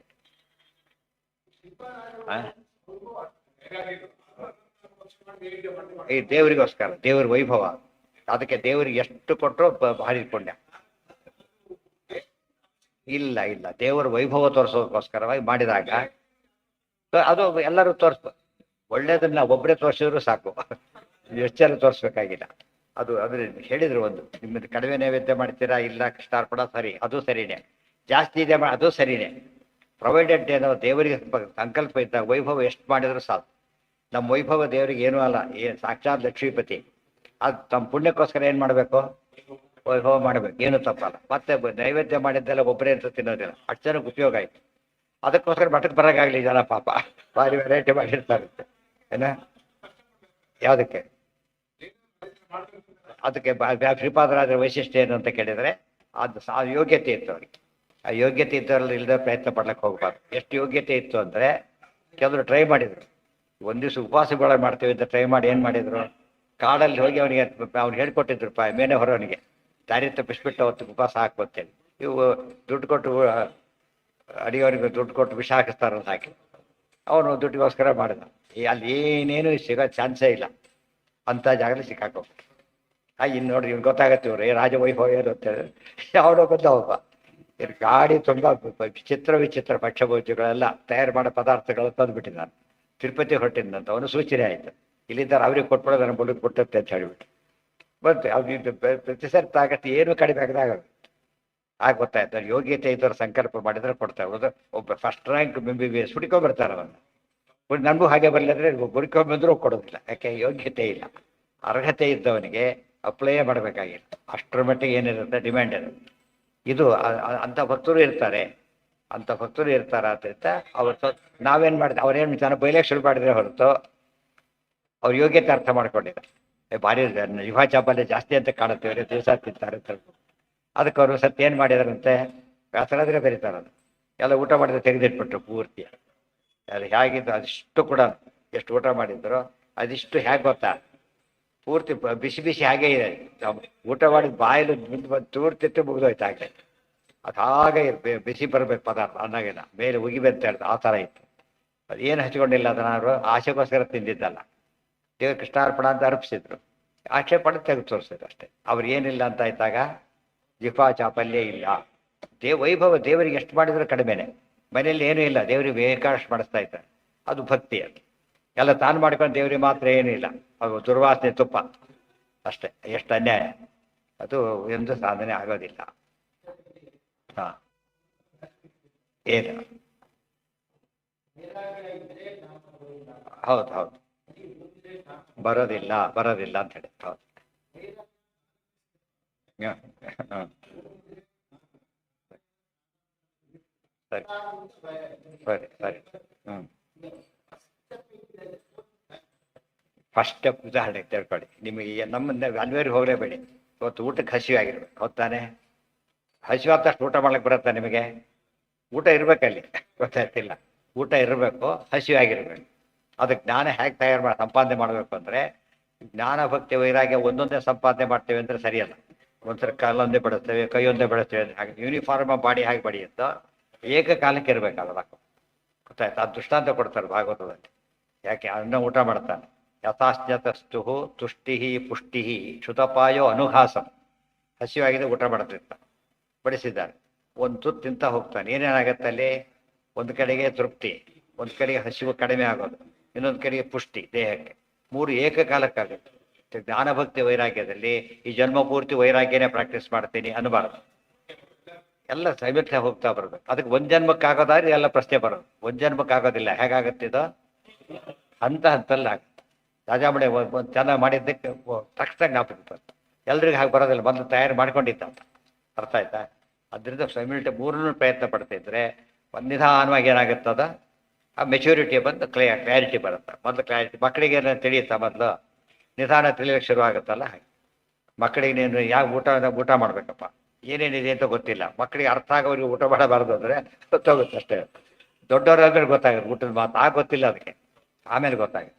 ಅದಕ್ಕೆ ನಮಗೆ ಜ್ಞಾನ ಸುಮ್ಮನೆ ಕೇಳ್ತಾ ಇರಬೇಕು, ಆಗ ತಕ್ಷಣ ಉಪಯೋಗ ಬರುತ್ತೆ. ಬದಿಗೆ ಭಟ್ರಿಗೆ ಸಮಸ್ಯೆ ಬಂತು, ಏನು ಮಾಡೋದು ನಾನೀಗ ಅಂತೇಳಿ ಉತ್ತರ ಸಿಕ್ತು. ಯಾತಕ್ಕೆ? ಧೀಮಾಂತಿಯ ಶ್ರವಣ ಶೋಧಿತಯ ಪ್ರದತ್ಯ. ಕೇಳಿ ಕೇಳಿ ಕೇಳಿ ಏನಿತ್ತು ಅವ್ರಿಗೀಗ? ಅಷ್ಟು ಯೋಚನೆ ಮಾಡೋ ಸ್ಟಫ್ ಇತ್ತು, ಅದಕ್ಕೆ ಮಾಡಿದ್ರಲ್ಲ. ಮಾಡಕ್ಕೆ ಬರಲ್ಲ. ಎಲ್ಲ ಹೋಗ್ತಾ ಬಂಗಾರದ ಅಂಗಡಿ ನೋಡಿರ್ತಾನೆ ದಾರಿಯಲ್ಲಿ ಹೋಗ್ತಾ. ಅವತ್ತೇನು ಬಂಗಾರ ಬೇಕಿಲ್ಲ ಅವನಿಗೆ. ಅವತ್ತು ನೋಡಿದ್ದು ಜ್ಞಾಪಕ ಐತೆ ತಗೋಬೇಕಾದ್ರೆ. ಸೊ ಕೇಳಿದ್ದೆಲ್ಲ ಆ ಸಮಯಕ್ಕೆ ಜ್ಞಾಪಕ ಆಗುತ್ತೆ ಅಂತ ಪ್ರಸಂಗ ಬಂದಾಗ ಜ್ಞಾಪಕ ಆಗುತ್ತೆ. ಆದ್ದರಿಂದ ಎಲ್ಲ ರೆಡಿ ಇಟ್ಕೊಂಡಿರ್ಬೇಕು. ಬಟ್ ವೈರಾಗ್ಯಕ್ಕೆ ಒತ್ತು ಕೊಡದೆ ಹೋದರೆ ಎಂದೂ ಜ್ಞಾನ ಯಶಸ್ವಿ ಆಗೋದಿಲ್ಲ. ಹಸಿವಿದ್ದಷ್ಟು ಕೂಡ ಅವನಿಗೆ ಇದಾಗುತ್ತೆ. ಇದು ದೃಷ್ಟಾಂತ ಕೊಡ್ತಾರೆ ಅದಕ್ಕೆಲ್ಲ. ಹಸಿವಿಗೂ ಅದಕ್ಕೆ ಸಂಬಂಧ ಇದೆ. ಸರಿಯಾಗಿ ಹಸಿವಾಗಿದ್ದರೆ ಸರಿಯಾಗಿ ಊಟ ಮಾಡ್ಲಿಕ್ಕೆ ಬರುತ್ತೆ, ಸ್ವಲ್ಪ ಇದ್ದರೆ ಸ್ವಲ್ಪ ಊಟ ಮಾಡ್ತಾರೆ. ಅದಕ್ಕೆ ಪ್ರತಿಯೊಬ್ಬರು ಕೂಡ ಶ್ರವಣ ಮಾಡ್ತಾನೇ ಇರಬೇಕು. ವೈರಾಗ್ಯ ಬಂದಾಗ ಅದನ್ನು ಉಪಯೋಗಿಸ್ಬೇಕು. ನಮ್ಮಲ್ಲಿ ಏನಾಗಿದೆ ಗೊತ್ತಾ? ಇವತ್ತು ಹಿಂದಿನ ಕಾಲಕ್ಕೆ ಅವ್ರು ಬರ್ತಿದ್ರು ಹೇಳ್ಕೊಡಿ ಅಂತೇಳಿ. ಅವ್ರು 1 ವರ್ಷ ಇರಿ ಅಂತ ಹೇಳಿದ್ರು. 1 ವರ್ಷ ಇರಬೇಕು. ಅತಿ ಕಷ್ಟದ ಕೆಲಸ ಕೊಡ್ತಿದ್ರು ಅವರಿಗೆ. ಯಾಕೆ? ಇರಬೇಕು. ಗೊತ್ತು, ನಾಳೆಯಿಂದ ಒಪ್ಸಿರಿದ ಬಡ್ದು ಬರೋದೇ ಇಲ್ಲ. ಒಪ್ಸಿದ ತಕ್ಷಣ ಸ್ಟಾಪ್ ಆಗಿಬಿಡ್ತಾರೆ. ಕಷ್ಟಪಡಬೇಕು. ಆ ಒಂದು ಅಂಥವ್ರು ಎಲ್ಲಿ ಫಿಲ್ಟ್ರಾಗಿ ಉಳ್ಕೊಂಡ್ಬಿಡ್ತಿದ್ರು. ನಾನು ಒಬ್ಬನೇ ಸಿಕ್ಕರು ಸಾಕು. ಏನು ಮಾಡ್ತಾರೆ? ಲೋಕೋದ್ಧಾರ ಒಬ್ಬನೇ ಸಿಕ್ಕರೆ ಹೆಸರು ಸಾವಿರಾರು ಜನ ಬಂದರೂ ಕೂಡ ಏನೂ ಉಪಯೋಗ ಇಲ್ಲ. ಎಲ್ರಿಗೂ ಏನಿಲ್ಲ, ವೈರಾಗ್ಯನೇ. ಅದು ತಪ್ಪಾಗಿ. ಸೊ ಪಾಂಡಿತ್ಯ ಬರೋ ಮೊದಲು ಸುಮ್ಮನೆ ಪಾಠ ಹೇಳ್ಕೊಳ್ಳೋಕೆ ಶುರು ಮಾಡಿ, ತಪ್ಪಲ್ಲ. ಉದ್ಗರಂತೆ ಹೇಳ್ಕೊಡ್ಬೇಕಾದ್ರೆ ಪರೀಕ್ಷೆ ಮಾಡ. ಉದ್ಗರಂತೆ ಹೇಳ್ಬೇಕೀಗ. ಆ ಯೋಗ್ಯತೆ ಇದೆಯಾ ಅವನಿಗೀಗ? ಮಾಡೋದಿಲ್ಲ ಈಗ. ಅದು ಏನಾಗುತ್ತೆ ಈಗ? ಕಂಡವ್ರು ಓದ್ಬಿಟ್ಟ ಬದೀತಾಗ ಅವ್ರು ಯಾವಾಗಲೂ ಉಪಯೋಗ ಇಷ್ಟ. ಓದಿದ್ದೆಲ್ಲ ವೇಸ್ಟ್ ಆಗಲಿಲ್ಲ. ತಪ್ಪದು. ದುಡ್ಡಿಗೋಸ್ಕರ ಡಾಕ್ಟರ್ ಆಗ್ತಾರಲ್ಲ, ಆ ರೀತಿ ಆಯ್ತು. ದುಡ್ಡಿಗೋಸ್ಕರ ಡಾಕ್ಟರ್ ಆಗ್ತಾನೆ ಮಾಡ್ತಿರೋದು. ಅವ್ರಿಗೆ ವಾಸಿ ಮಾಡೋ ಕಾನ್ಸೆಪ್ಟೇ ಇರೋದಿಲ್ಲ ಅವರಿಗೆ. ದುಡ್ಡು ಜಾಸ್ತಿ ಮಾಡೋಕೆ ಸತ್ರ ಸಾಯಿಲಿ ಬಾಡಿ ಕೊಡೋದಿದ್ರೆ ಆಯ್ತು ಅಂತಾರೆ. ಆ ಟೈಪ್. ಗೊತ್ತಾಯ್ತಾ? ಅದಾಗಬಾರ್ದು ಎಂದು ಕೂಡ. ಇಂಡಸ್ಟ್ರಿಯಲ್ಸ್ ಕೈ ಯಾವಾಗ ನಿಮಗೆ ಇದು ಸಿಕ್ತು ಆಸ್ಪತ್ರೆಗಳೆಲ್ಲ, ಅದು ಹೋಯ್ತು. ಡಾಕ್ಟ್ರಿಗೆ ಕೆಲಸ ಮಾಡೋಕ್ಕಾರ ಅವರಿಗೆ ಇದು ತೋರಿಸ್ಬೇಕು ಲೆಕ್ಕನ. ನಾವು ವಾಸಿ ಮಾಡೋಕೆ ಇಟ್ಕೊಂಡಿಲ್ಲ, ನಿಮ್ಮನ್ನು ಹೇಳಿದ್ವಿ ವಾಸಿ ಮಾಡೋಕೆ ಇಟ್ಕೊಂಡಿಲ್ಲ. ನಾವು ಇಷ್ಟು ಇನ್ವೆಸ್ಟ್ ಮಾಡಿದ್ದೀವಿ, ವಾಪಸ್ ಬರ್ಬೇಕು ನಮಗೆ. ಪ್ರಾಫಿಟ್ ಬರ್ತದೆ, ಟಾರ್ಗೆಟ್. ಇಷ್ಟು ವರ್ಷಕ್ಕೆ ಅವ್ನು ಬರಲಿ ಬೆಲೆ ಐಸಿಯುಗೆ ಹಾಕಿಬಿಡೋದು ಸೀದಾ ಫಸ್ಟ್ಗೆ. ಯಾಕಂದ್ರೆ ಖಾಲಿ ಇದ್ದರೆ ಲಾಸ್ ಆಗುತ್ತೆ. ಎಲ್ಲರೂ ಹಾಗೆ ಅಂತ ಹೇಳೋದಿಲ್ಲ. ಬಟ್ ಆ ಟ್ರೆಂಡ್ ಶುರುವಾಗಿ ಯಾವ ಕ್ಯಾಪಿಟಲಿಸ್ಟ್ ಕೈಗೆ ಹೋಯ್ತು, ಅವ್ರಿಗೆ ದುಡ್ಡು ಮಾಡೋದಷ್ಟೇ ಉದ್ದೇಶ ಅವರಿಗೆ. ಒಬ್ಬ ಡಾಕ್ಟ್ರ್ ಮೊದಲು ಇರ್ತಿದ್ರಪ್ಪ. ಎಷ್ಟೊಂದ್ರೆ ಹಳ್ಳಿ ಡಾಕ್ಟ್ರ್ ಗೊತ್ತಾ ನಿಮಗೆ? ಹಿಂದೆಲ್ಲ ಒಂದು ಕಡೆ ಸುತ್ತಮುತ್ತ ಹಳ್ಳಿಗೆಲ್ಲ ಸೈಕಲ್ ಮೇಲೆ ಹೋಗೋದು. ಅಷ್ಟು ಕೂಡ ಸೈಕಲ್ ಮೇಲೆ ಹೋಗಿರ್ಬೇಕು. ಅಲ್ಲಿ ಏನು ಜನ ಹಳ್ಳಿಗಳೇ ಏನು ಕೊಳ್ಳಕ್ಕೆ ಪಾಪ ಇರ್ತಿರ್ಲಿಲ್ಲ ಅವರಿಗೆ. ಹೋಗಿ ವಾಸಿ ಮಾಡಿ ಖುಷಿಯಿಂದ ವಾಪಸ್ ಹೋಗೋದು ಅಷ್ಟೇ. ಅವರು ಬಡವ ಡಾಕ್ಟ್ರ್ ಹಿಂದಿನ ಕಾಲಕ್ಕೆಲ್ಲ ಬಡವರು ಇರ್ತಿದ್ರು. ಅವ್ರಿಗೆ ಖುಷಿ ಅಂದರೆ ಏನಂದರೆ ವಾಸಿ ಮಾಡ್ತಾರೆ. ಅವ್ರಿಗೆ ಅದೊಂದೇ ಬೇರೆ ಇದೇ ತಲೆಯಲ್ಲಿ ಹಾಕೋತಿದ್ದಿಲ್ಲ. ಈಗ ಅದು ಇಲ್ಲೇ ಇಲ್ಲ. ವಾಸಿ ಆಗಬೇಕು ಅನ್ನೋ ಕಾನ್ಸೆಪ್ಟೇ ಇಲ್ಲ. ಅದಕ್ಕೆ ಅದೆಲ್ಲ ಇರಬಾರದು. ಓವರ್ನೈಟ್ ಬರೋದಿಲ್ಲ, ಪ್ರಯತ್ನ ಮಾಡಿದರೆ ಬರುತ್ತೆ. ವಾಚಸ್ಸಮಾಸನ್ ಸ್ವಪ್ನೇ ನಿರುಕ್ತ್ಯ ಗೃಹಮೇಧಿ ಸೌಖ್ಯಂ ನಯಸ್ಯ ಹೇಯಾನುಮಿತಂ ಸ್ವಯಂ. ಇದು ಹೇಯ ಅಂತ ಬರಬೇಕು. ಸಾಂಸಾರಿಕ ಸುಖ ಹೇಯ ಅಂತ ಬಂದವನಿಗೆ ಮಾತ್ರ ಏನು ಸಿಗುತ್ತೆ? ಆಗ ಜ್ಞಾನಕ್ಕೋಸ್ಕರ ಬರ್ತಾರೆ. ಎಷ್ಟು ಕಷ್ಟಪಟ್ಟು ಕ್ಯೂ ನಿಲ್ತಾರೆ. ಡಾಕ್ಟರ್ ಹತ್ರ ಹೋಗ್ತಾರೆ, ಎಷ್ಟು ದೊಡ್ಡ ಕ್ಯೂ ಇರ್ತದೆ. ಗಲಾಟೆ ಮಾಡಲ್ಲ ಡಾಕ್ಟರ್. ಏನು ಸಾರ್ ಇಷ್ಟು ಲೇಟ್ ಮಾಡಿದ್ರೆ ಅನ್ನೋದಿಲ್ಲ. ಮತ್ತೆ ಏನೋ ಕೊಟ್ಬಿಟ್ರೆ ಪಂಚಾಯತ್ ಆಗುತ್ತೆ, ಭಯ ಆಗುತ್ತೆ. ಮತ್ತೆ ಇದು ನಾಳೆ ಹೋಗೋದು ಇಷ್ಟ. ಸುಮ್ಮನೆ ಪರವಾಗಿಲ್ಲ ಅಂತಾರೆ. ಯಾಕೆಂದ್ರೆ ತನ್ನ ಕೆಲಸ ಆಗಬೇಕಾಗಿದೆ. ಅಲ್ಲಿ ಡಾಕ್ಟರ್ ಹತ್ರ ಔಷಧಿಗೆ ಹಾಕಿ ಕಾಯ್ತಾರೋ, ಜ್ಞಾನಕ್ಕೋಸ್ಕರ ಗುರುಗಳ ಹತ್ರ ಕಾಯ್ತಾ ಇದ್ರು. ಅದರಿಂದ ಏನಾಗ್ತಿತ್ತು ಅವ್ರಿಗೆ? ಅವ್ರು ಅಷ್ಟು ಕಾಯಿಸಿ ಸುಮ್ಮನೆ ಗೊಡಿಸ್ತಿದ್ದಿಲ್ಲ ಅವ್ರನ್ನ. ತಲೆ ಮೇಲೆ ಕೈ ಇಟ್ಟು ಬಂದು ಜ್ಞಾನ ಬಂದ್ಬಿಡ್ಬೇಕು, ಟ್ರಾನ್ಸ್ಫರ್ ಮಾಡ್ತಿದ್ರು. ಇವತ್ತು ಮನಿ ಟ್ರಾನ್ಸ್ಫರ್ ಮಾಡೋದು ಬಗ್ಗೆ ಅರ್ಥ ಆಗಿದೆ. ಇದು ಆನ್ಲೈನ್ ಒಂದು ಕ್ಷಣಕ್ಕೆ ಹೋಗ್ಬಿಡು ಮನಿ. ಇದು ಜ್ಞಾನ ಟ್ರಾನ್ಸ್ಫರ್ ಮಾಡೋ ಶಕ್ತಿ ಅವ್ರಿಗೆ ಇರ್ತಿತ್ತು. ಅವರು ನಿಜವಾದ ಗುರುಗಳು, ಅವರೇ ಪರೀಕ್ಷೆ ಮಾಡ್ತಿದ್ರು. ಆ ಕಾನ್ಸೆಪ್ಟ್ ಹೋಗಿರೋದ್ರಿಂದ ಇವತ್ತಾಗಿದೆ. ಎಲ್ಲರನ್ನೂ ಪರೀಕ್ಷೆ ಮಾಡಿ ಅಂತ ಹೇಳೋದು. ಒಂದು ಸ್ಟೇಜಲ್ಲ ಪರೀಕ್ಷೆ ಮಾಡ್ಬೇಕು ಬೇಡವ. ಅವನು ಕಳ್ಳ ಸುಳ್ಳು ಅಂತ ಗೊತ್ತಿದ್ರು ಒಂದು ತೋರ್ಸಾ ಕೊಡ್ತಾರೆ. ಮತ್ತೆ ಎಷ್ಟೋ ಕಡೆಗೆ ಅವನು ಮಾಡಬಾರದು ಮಾಡಿದ್ರು ಕೂಡ ಕ್ಷಮೆ ಕೇಳಿದ್ರೆ ಕೊಟ್ಬಿಡೋದು. ಉಳಿದವ್ರಿಗೆ ಏನಾಗುತ್ತೆ ಅದರಿಂದ ಮೀನಿಂಗ್ಲೆಸ್ ಅಂತ. ಕ್ಷಮೆನ ನಾವು 20 ಸರಿ ಕೇಳ್ತೀವಿ ಬಿಡು ಅಂದ್ರೆ ಇಲ್ಲ, ಕ್ಷಮೆಗೆ ಅರ್ಥ ಇಲ್ಲ. ಹೇಳಿದ್ದಲ್ಲ, ಲೇಟಾಗಿ ಬಂದು ಕ್ಷಮೆ ಕೇಳ್ಬೋದು. ಕಾಪಿ ಮಾಡಿ ಕ್ಷಮೆ ಕೇಳಿದ್ರೆ ಬಿಟ್ಲಿಕ್ಕಾಗತ್ತಾ? ನೆಕ್ಸ್ಟ್ ಟೈಮ್ ಮಾಡಬೇಡ ಅಂತ ಹೇಳಿ ಇಲ್ಲ, ಓಡಿಸೇ ಬಿಡ್ಬೇಕು, ಬೇರೆ ದಾರಿ ಇಲ್ಲ. ಆ ತಾರತಮ್ಯ ಇದೆ, ದೋಷದಲ್ಲೂ ತಾರತಮ್ಯ ಇದೆ. ಪನಿಷಬಲ್ ಅಫೆನ್ಸನ್ನು ಎಕ್ಸ್ಕ್ಯೂಸ್ ಮಾಡೋ ಹಕ್ಕು ನಮಗಿಲ್ಲ, ನೆನ್ಪಿಟ್ಕೋಬೇಕು. ಕಾಪಿ ನೀನು ಯಾರು ಬಿಡ್ಲಿಕ್ಕೆ? ಇಲ್ಲದ ಲೆಟ್ರ್ ಬಿಟ್ಬಿಟ್ಟೆ ಕಾಪಿ ಮಾಡೋದು ಅಂತೇಳಿ. ಯಾವ ರೇಟ್ ಇಲ್ಲ ಇವನಿಗೆ. ಅವನಿರೋದು ಯಾತಕ್ಕೆ? ನೋಡ್ಕೊಳ್ಳೋದಕ್ಕೋಸ್ಕರ. ಏನು ಅವನೆಲ್ಲ ಡ್ರಾಪ್ ಕೊಟ್ಟಿದ್ದ ಬರ್ತಾ ಕಾರಲ್ಲಿ, ಅವನಿಗೆ ಮನವ ಮಾಡಿಬಿಟ್ರೆ ಅದು ಕಾಮ, ಅದು ಕೆಟ್ಟೋಯ್ತು. ಮಾಡಬಾರ್ದು. ಅಲ್ಲಿ ನಾವು ಸೋತು ಬಿಡ್ತಾರೆ. 190 ಜನ ಅಲ್ಲಿ ಕಾಂಪ್ರಮೈಸ್ ಮಾಡ್ಕೊಂಡ್ಬಿಡ್ತಾರೆ. ಮಾಡ್ಕೋಬಾರದು. ನಹೇಯಾನುಮಿತಂ ಸ್ವಯಂ ಸ್ಯಾತ್. ಯೋಚನೆ ಮಾಡ್ತಾ ಹೋಗ್ಬೇಕು. ಯೋಚನೆ ಮಾಡಿ ಓಹೋ ಇದರ ಸಮಸ್ಯೆ ಇದೆ, ಯೋಚನೆ ಮಾಡಿ. ಅವತ್ತು ಯೋಚನೆ ಬರೀ ಊಟ ಮಾಡೋದು ಅಭ್ಯಾಸ ಮಾಡ್ಕೊಂಡ. ಆಮೇಲೆ ಯೋಚನೆ ಮಾಡ್ದ, ಯಾರು ಊಟ ಇಲ್ಲೇ ಇಲ್ಲ ಅವತ್ತಿನ ದಿವಸ. ಉಳಿದವ್ರು ಊಟ ಮಾಡಿದೆ. ಯಾಕೆ? ಕೆಲಸ ಇದೆ, ದುಡ್ಡಿದೆ, ನನಗೂ ಹಾಗೆ ಮಾಡಬೇಕು ಅಂತ ಶುರುವಾಯ್ತಾಗ. ಇದು ಹೇಯಾನುಮಿತಂ. ಬರೀ ಊಟಕ್ಕೆ ಹೋಗೋನಿಗೆ ಗೊತ್ತಾಗಲಿಲ್ಲ. ಯಾವಾಗ ಅದು ಒಂದು ದಿವ್ಸ ಬಿಟ್ಟು ಅವಾಗ ಎಲ್ಲಿಂದ ಬರಬೇಕು ದುಡ್ಡು ಅನ್ನೋದು ಮಹತ್ವ ಗೊತ್ತಾಯ್ತು. ಅದಕ್ಕೆ ದುಡಿಬೇಕು ಅಂತ ಗೊತ್ತಾಯ್ತು. ಆಗ ಜ್ಞಾನಕ್ಕೋಸ್ಕರ ಅಲ್ಲಿ ವ್ಯವಸಾಯ, ಇದು ವ್ಯವಸಾಯ. ದುಡಿಯೋದಕ್ಕೆ ವ್ಯವಸಾಯ ಮಾಡಬೇಕಲ್ಲ, ಜ್ಞಾನ ವ್ಯವಸಾಯ ಮಾಡ್ತಾರೆ. ಮಿತಂ ಸ್ವಯಂ ಸ್ಯಾತ್ ನತು ಫಲಾಭಾವಾತ್ ಕರ್ಮಾಭಾವಾತ್ ನಿರಕ್ತಾನಾಮೇವ ಚ ಜ್ಞಾನಮುಕ್ತಂ ನತು ಫಲಾಭಾವಾತ್ ಕರ್ಮಾಭಾವಾತ್ ಅಥೋ ನ ಕರ್ಮತ್ಯಾಗ ಏವ ಮೋಕ್ಷ ಸಾಧನಂ. ಅದು ಫಲ ಇಲ್ಲ ಅಂತ ತಿಳ್ಕೊಳಕ್ಕೆ ಹೋಗಬಾರದು. ಕರ್ಮ ಇಲ್ಲ, ಆದ್ದರಿಂದ ಲಾಭ ಬರಲೇ ಇಲ್ಲ ಅವರಿಗೆ. ಅಥೋ ನ ಕರ್ಮತ್ಯಾಗ ಏವ ಮೋಕ್ಷ ಸಾಧನಂ. ಕರ್ಮತ್ಯಾಗ ಮೋಕ್ಷಕ್ಕೆ ಸಾಧನವಾಗೋದಿಲ್ಲ. ಯತ್ಯಾಶ್ರಮಸ್ತು ಪ್ರಾಯತ್ಯರ್ಥೋ. ಯಾವ ಡಾಕ್ಟ್ರು MBBS ಓದ್ದ, ಯಾರಿಗೆ ಔಷಧಿ ಕೊಡೋದ್ರಿಂದ ಬೋರ್ಡ್ ಹಾಕೊಂಡ, ನನಗೆ ಅವಾರ್ಡ್ ಕೊಡಿ ಅಂತ ಕೇಳಿದೆ. ಯಾಕೆ? ಯಾವ ಕೆಲಸನೂ ಮಾಡ್ತಾ ಇಲ್ಲ ನೋಡಿದ್ರೆ ಏನಂತಾರೆ, ಡಿಸ್ಮಿಸ್ ಮಾಡಿದ್ ಬದಲಾಗಿ ಕೊಡ್ತಾರೆ ಅಂತ ಹೇಳ್ತಾರೆ. ಒಂದು ಸೀಟ್ ಹಾಳು ಮಾಡ್ತೀನಿ ಅಂತ ಹೇಳ್ತಾ. ಅದಕ್ಕೆ ಅದಲ್ಲ. ಜ್ಞಾನಿ ಆದವನಿಗೆ ಕರ್ಮ ಮಾಡೋ ಅಧಿಕಾರ ಬರುತ್ತೆ ಪೂರ್ತಿಯಾಗಿ. ಉಳಿದವ್ರನ್ನ ಅವನು ಎಜುಕೇಟ್ ಮಾಡಬೇಕು. ಇಲ್ಲಿ ಅವನು ರೋಗವಾಸಿ ಮಾಡಬೇಕು, ಇವನಿಗೆ ಎಜುಕೇಟ್ ಮಾಡಬೇಕು ಜ್ಞಾನಿ ಆದವ. ಜ್ಞಾನಿ ಆಸ್ತಿ ಜ್ಞಾನ ಆದ್ದರಿಂದ ಜ್ಞಾನ ಪ್ರಸಾರ ಮಾಡಬೇಕು ಅವನು. ಅಥೋರ ಕರ್ಮತ್ಯಾಗ ಯತ್ಯಾಶ್ರಮಸ್ತು ಪ್ರಾಯತ್ಯಾರ್ಥೋ ಭಗವತ್ತೋಷಣಾರ್ಥಶ್ಚ.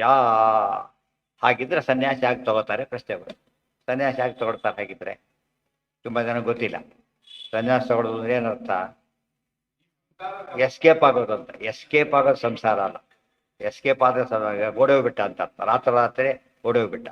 ಪಲಾಯನವಾದ ಅಂತಾರ. ಅದು ವೈರಾಗ್ಯ ಅಂತ ಕರೆಯೋದಿಲ್ಲ. ಅದು ಹೆಂಡತಿ ಮಕ್ಕಳು ಸಾಕೋ ಶಕ್ತಿ ಇಲ್ಲ, ಓಡೋದು ಅಂತ ಆಯ್ತು ಹೊರತು ಇದಲ್ಲ. ಅದಕ್ಕೆ ಆಚಾರ ಹೇಳ್ತಾ, ವ್ಯವಸ್ಥೆ ಮಾಡಿ ಸನ್ಯಾಸ ತಗೋಬೇಕು ಹೊರತು ಹಾಗೆ ತಗೋಬಾರ್ದು. ತಂದೆ ಏನು ಸಂಬಂಧಿ ಯಾರ್ಯಾರು ಇದ್ದಾರೆ, ಡಿಪೆಂಡೆಂಟ್ಸ್ ಇದ್ದಾರೆ, ಅವರಿಗೆಲ್ಲ ಏನು ಮಾಡಬೇಕು? ವ್ಯವಸ್ಥೆ ಮಾಡಬೇಕು ಅವ್ರಿಗೆ. ಆಮೇಲೆ ಸನ್ಯಾಸ ತಗೋಬೇಕೇ ಹೊರತು ಅವ್ರೆಲ್ಲ ಇಟ್ಬಿಟ್ಟು ಇದಕ್ಕಿಂತ ತೊಗೊಂಡ್ರೆ ಇನ್ವ್ಯಾಲಿಡ್ ಅದು. ಅದಕ್ಕೆ ರಾಯರು ಹೇಳಿದರು, ಬಾಲ ಭಾರ್ಯ ಬಾಲಕೋ ನೋಪನೀತ. ಹೆಂಡತಿ ಚಿಕ್ಕವಳು, ಮಗನ ಉಪನಯನ ಕೂಡ ಮಾಡಿಲ್ಲ, ನನಗೆ ಸನ್ಯಾಸ ಬೇಕಿಲ್ಲ. ಇದೆಲ್ಲ ನೋಡಿ ರಾಯರ ಮಾತಿದೆಯಲ್ಲ. ಸನ್ಯಾಸಿಗೆ ಎಲಿಜಿಬಿಲಿಟಿ ಹಾಗೆ ತೋರಿಸ್ತಾರೋ, ನನಗೆ ಕಮಿಟ್ಮೆಂಟ್ ಇದೆ ಸಂಸಾರದಲ್ಲಿ, ಹೇಗೆ ಬರಲಿ ಅಂತ ಕೇಳಿ. ಗೊತ್ತಾಯ್ತಾ? ಅದು ನಿಜವಾದ ಮಾತಾಡೋ ಮಾತುಗಳು. ಅದನ್ನು ಹೇಳ್ತಾರೆ. ಆವ ಸನ್ಯಾಸಕ್ಕೆ ಅರ್ಥ ಬರೋದು. ಹೌದು. ಯತ್ಯಾಶ್ರಮಸ್ತು ಹಾಗೆ ಯತ್ಯಾಶ್ರಮ ಯಾಕೆ ತಗೋತಾರೆ ಅಂತ ಕೇಳಿದ್ರೆ ಹೇಳ್ತಾರೆ, ಕರ್ಮ ಬಿಡ್ಲಿಕ್ಕೋಸ್ಕರ ಅಲ್ಲ. ಯತ್ಯಾಶ್ರಮದ ಉದ್ದೇಶ ಕರ್ಮ ಬಿಡ್ಲಿಕ್ಕಲ್ಲ. ಪ್ರಾಯತ್ಯಾರ್ಥ ಭಗವತ್ತೋಷಣಾರ್ಥಶ್ಚ. ದೇಹ ದಂಡನೆ ಮಾಡೋದ್ರಿಂದ ಹೆಚ್ಚು ಟ್ರೈನಿಂಗ್ ಆಗುತ್ತೆ. ಭಗವತ್ ಪ್ರೀತನಾಗ್ತಾನೆ. ಯಾಕೆ? ತನಗೋಸ್ಕರ ಸನ್ಯಾಸ ತಗೊಂಡ್ರು ಅಂತ ಹೇಳಿದರೆ ಪ್ರೀತನಾಗ್ತಾನೆ. ಅದಕ್ಕೋಸ್ಕರ ಹಾಗೆ. ಇವತ್ತು ನೋಡಿ, ಸನ್ಯಾಸ ಸಿಂಪಲ್ ಕಾನ್ಸೆಪ್ಟ್ ಇಷ್ಟೇ. ಪಾಠ ಪ್ರವಚನ ಮಾಡ್ಕೊಂಡಿದ್ದಾನೆ, ವೃದ್ಧಿ ಬಂತು, ಸೂತ್ರ ಬಂತು, ನಿಂತೋಯ್ತು ಪಾಠ. ಪಿತೃಕಾರ್ಯ ಶ್ರಾದ್ದ ಮಾಡೋಕ್ಕೂ ನಿಂತೋಯ್ತು. ಇವನು ಆಸಕ್ತಿ ಇದೆ, ಮಾಡ್ಲಿಕ್ಕಾಗೋದಿಲ್ಲ, ಮಾಡಬಾರ್ದು ಅವನೀಗ. ಗೊತ್ತಾಯ್ತಾ? ವರ್ಷಕ್ಕೆ ಎಷ್ಟು ಮಿಸ್ ಆಗುತ್ತೆ ಅದರಲ್ಲಿ? ಎಷ್ಟು ಮಿಸ್ ಆಗುತ್ತೆ? ಎಂಥ ಪರ್ಫೆಕ್ಟ್ ಮಹಾ ಪಂಡಿತ ಅಂತ ತಿಳ್ಕೊಳ್ಳಿ. ಗೃಹಸ್ಥ ಭಾರಿ ದಿವ್ಯ ಅಪ್ರೋಷ ಜ್ಞಾನಿ ಏನೇ ತಿಳ್ಕೊಂಬಿಡಿ. ಆದರೆ ಆತ ಇದೆಲ್ಲ ಅಬ್ಸರ್ವ್ ಮಾಡ್ಬೇಕಾಗ ಸೂತಗಾಲ ಬಿಡಾಗಿಲ್ಲ. ಅಷ್ಟು ದೇವ್ರ ಪೂಜೆ ಹೋಯ್ತಾಗ, ಸಂಧ್ಯಾನ್ಯ ಹೋಯ್ತು, ಪಾಠ ಪ್ರವಚನ ಹೋಯ್ತು. ಸನ್ಯಾಸ ತಗೊಂಡ್ರೆ ಅದಿಲ್ಲ, ಆ ರಿಸ್ಟ್ರಿಕ್ಷನ್ಸ್ ಇಲ್ಲ, ಏನಿಲ್ಲ ಅವರಿಗೆ. ಒಂದು ಹತ್ರ ಸ್ನಾನ ಕೂಡ ಮಾಡಬೇಕಾಗಿ ಫುಲ್ ಟೈಮ್ ಉಳಿಯುತ್ತೆ ಅವ್ರಿಗೆ.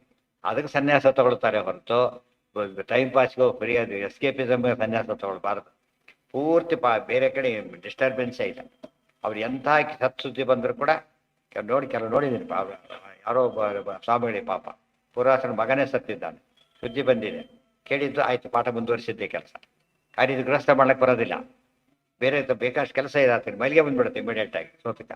ಇದೆಲ್ಲ ನೋಡಿದರೆ ಅದಕ್ಕೆ ಸನ್ಯಾಸ ತಗೋತಾರೆ ಹೊರತು ಅದೊಂದು ಇದಲ್ಲ ಕೂತಲ್ಲೇ ದುಡ್ಡು ಬರುತ್ತೆ ಹಾಗೆಲ್ಲ ಅಲ್ಲ. ಗೊತ್ತಾಯ್ತು? ನಿಲ್ ಇನ್ವೆಸ್ಟ್ಮೆಂಟ್ ಫುಲ್ ಬೆನಿಫಿಟ್ ಅಂದರೆ ಆ ಥರ ಅಟ್ರಾಕ್ಟ್ ಆಗಿದ್ದಾರೆ ಜನ. ಅದು ಮಾಡಿ ಅದಕ್ಕೆ ಗಲಾಟೆಗಳು.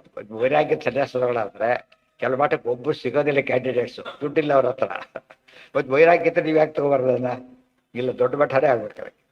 ಯಾಕೆ ದುಡ್ಡು ಬರೋದು? ಅದು ವೈರಾಗ್ಯಕ್ಕೆ ಯಾತ್ರ ತಗೋತೀರಿ ಅಂತ ಆಯ್ತು ನೀವೀಗ. ವೈರಾಗ್ಯ ಅಲ್ಲ, ತಿಳಿತಿಲ್ಲ ಅದು. ಆ್ಯಕ್ಚುಲಿ ನಡೆದಿದಂತೆ ಕೇಸು. ಒಬ್ಬರು ಒಂದು ಮಠ ಖಾಲಿ ಇದೆ, ಯಾರೋ ತಗೊಳ್ತಾರೆ, ಇನ್ನೊಂದು ಮಠಕ್ಕೆ ಸಿಕ್ಕಾಪಟ್ಟಿ ಕಾಂಪಿಟೇಷನ್. ನೀವು ವೈರಾಗ್ಯದ ಸಾಕು ಬೆಳೆಸ್ಬೋದಲ್ಲ, ನೀವು ಬೇಕಾಷ್ಟು ಬೆಳೆಸ್ಬೋದಲ್ಲ. ಇಲ್ಲ, ಅದು ಬೇಕಿಲ್ಲ. ರೆಡಿ ಇರೋದು ಎಂಜಾಯ್ ಮಾಡಬೇಕೆ ಹೊರತು ಕಷ್ಟಪಡ್ಲಿಕ್ಕೆ ತಯಾರಿಲ್ಲ. ಜ್ಞಾನ ಅಲ್ಲ, ವೈರಾಗ್ಯ ಇಲ್ಲ. ವೈರಾಗ್ಯ ಇಲ್ಲ ಅದರಿಂದ ಅವ್ರ ಸನ್ಯಾಸಕ್ಕೆ ಅರ್ಥ ಇಲ್ಲ. ಅದು ಒಂಥರ ಗೌರವ ಇತ್ಯಾದಿಗೋಸ್ಕರ ತಗೊಂಡಾಗೈತೆ ಹೊರತು ವೈರಾಗ್ಯಕ್ಕೋಸ್ಕರ ತಗೊಂಡಾಗ ಆಗೋದಿಲ್ಲ.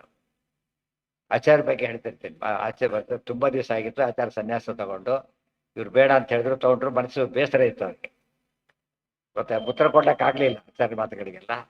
ನಿರ್ವಾಹ ಎಲ್ಲ ಸನ್ಯಾಸ ಒಪ್ಪಿಗೆ ಕೊಡಬೇಕಾಯ್ತು. ಸ್ವಲ್ಪ ದಿವಸ ಆದಮೇಲೆ ಅವರು ಅದು ನೋಡ್ಲಿಕ್ಕೆ ಎತ್ತು ಬಂದರು ಮಗನ. ನೋಡಿದ್ರು ಮನಸ್ಸಲ್ಲಿ ಸಿಟ್ಟಿದೆ, ಅವ್ರು ಸ್ವಲ್ಪ ಬೇಸರ ಇದೆ ಅವರಿಗೆ, ನನ್ನ ಮಾತು ಕೇಳಲಿಲ್ಲ ನನ್ನ ಮಗ ಅಂತ. ಅವ್ರು ಹೇಳಿದ್ ನಡೆಸ್ಬಿಡಿ, ಇನ್ನೊಬ್ಬ ಮಗ ಬಂದ್ಮೇಲೆ ತಗೊಂಡಿದ್ದಾರೆ. ಅಲ್ಲೇನು ಅವ್ರು ಕರೆಕ್ಟಾಗೇ ಮಾಡಿದ್ದಾರೆ, ಮನಸ್ಸಿನಲ್ಲಿ ಇತ್ತು ಎಲ್ಲ ನೋಡಿದ್ರೆ.